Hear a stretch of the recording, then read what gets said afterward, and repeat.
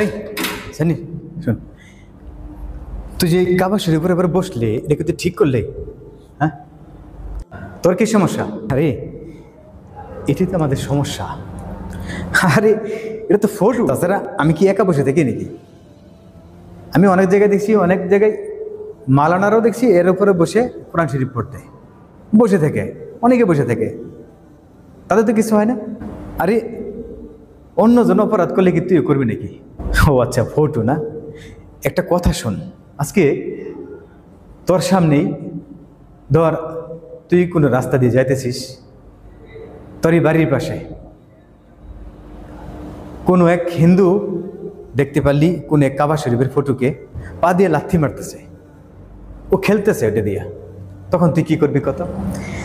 আমি তাদের পা ভেঙে দেব, পা ভেঙে হাতে ধরিয়ে দেব, তুই জানিস? বাহ, চমৎকার চমৎকার তুই বলছিস। আরে আমরা মুসলমান শুধু অন্যের দোষ ত্রুটি খুঁজে তাদের প্রতিবাদ করলে হবে না, আমাদের নিজেদেরও কিছু শুধরানো উচিত, বুঝতে পারছিস? আমাদের নিজেদেরও কিছু এসব এড়িয়ে চলা উচিত। আরে তোর যে চিন্তা ভাবনা না, এসব থেকে সমাজে বিশৃঙ্খলা, ভেদাভেদ, হিংসা এগুলো সৃষ্টি হয়, বুঝতে পারছিস? আরে অপরাধ তুইও করছিস, তুই নিজেটা দেখতেছিস না, একজন হিন্দু বলে তাকে তুই দোষারোপ করছিস। আরে তার চেয়ে মারাত্মক অপরাধ তুই নিজে করছিস, আমি তুই সবাই নিজে করছি। এই কাবা শরীফের ফটোর উপর আমরা বসে বসে কোরআন তেলাওয়াত করি, নামাজ পড়ি, কত কিছু করি, কেন আমরা কি এসব থেকে নিজেদেরকে উদ্ধার করতে পারি না? আচ্ছা, তুই যা বলছিস সব ঠিক আছে, আমি এখন থেকে আর এসব করব না, সতর্কতার সহিত বসার চেষ্টা করব। এমনকি আমার চোখের সামনে যদি কেউ এরকম কাজ করে থাকে আমি তাদেরকে বিরত করব। তো একটা কথা, এই কাবা শরীফ বলা জায়নামাজ বেশিরভাগই দেখি তুর্কির তৈরি, মেড ইন তুর্কি, তো মুসলিম রাষ্ট্র না, তাহলে সেটা বন্ধ করব কি করে?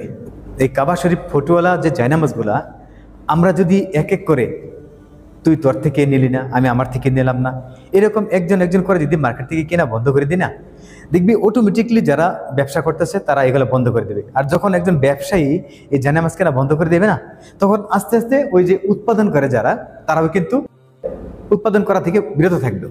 এভাবেই কিন্তু সমাজে যে খারাপ জিনিসগুলো সেগুলো আমরা উৎখাত করতে পারি, আমরা নিজেরা সচেতন হয়ে, তাছাড়া সম্ভব না।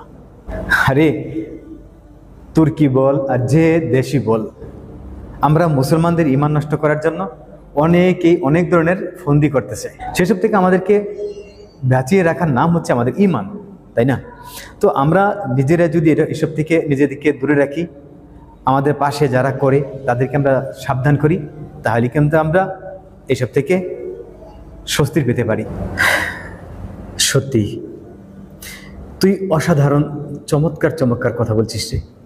আসলে আমরা মুসলমানরা শুধু অন্যের দোষ খুঁজে বেড়াই, আমরা জেনে শুনে অনেক দোষ নিজেরাও করে থাকি, সেগুলো খবর রাখি না, আমাদের অজান্তে আমরা অনেক অপরাধ করে থাকি এরকম।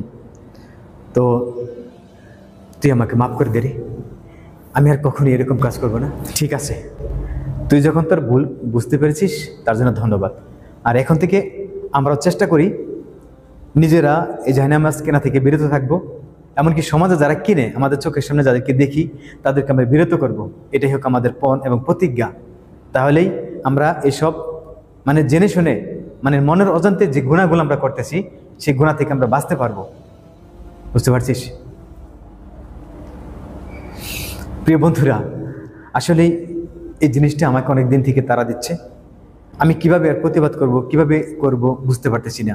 অনেক জায়গায় অনেক লেখালেখি করেছি, ইউটিউব চ্যানেলে এই বিষয়ে অনেক আগে একটা ভিডিও দিয়েছিলাম, প্রতিবাদ ভিডিও, কিন্তু আসলে সেটার তেমন সাড়া পায়নি। কারণ আসলে এই প্রযুক্তির যুগে আমাদের মন মানসিকতা এতটাই নোংরা হয়ে গেছে, আমরা বেশিরভাগ হয়ে গেছি অন্ধ এবং বধির, অনেক কিছু দেখেও দেখি না, শুনেও শুনি না, আমাদের নিজের অজান্তেই কিন্তু আমরা এই গুণাগুলো করছি। গুণা কি জানি না, তবে যে কাবাকে আমরা সম্মান দেখি, সম্মান করে থাকি, যে কাবাকে অন্য ধর্মের লোক খারাপ দৃষ্টিতে দেখলে, খারাপ কিছু করলে আমরা সেটাকে প্রতিবাদ করি, কিন্তু আমরা নিজেরাই করতেছি সেটা কিন্তু প্রতিবাদ মনে করতেছি না, সেটাকে খারাপ মনে করতেছি না। এটা আমাদের জন্য চরম একটা ভুল। আপনাদের কি মনে হয়? আপনাদের যদি এই বিষয়টি আপনাদের ভালো লেগে থেকে অবশ্যই কমেন্ট বক্সে জানাবেন, আর ভিডিওটি বেশি বেশি শেয়ার করে দেবেন, যাতে আমরা মুসলমানরা আমাদের এই ছোট ছোট গুনাহ থেকে আমরা নিজেদেরকে মুক্ত করতে পারি। সবাই ভালো থাকবেন, সুস্থ থাকবেন, আল্লাহ হাফেজ।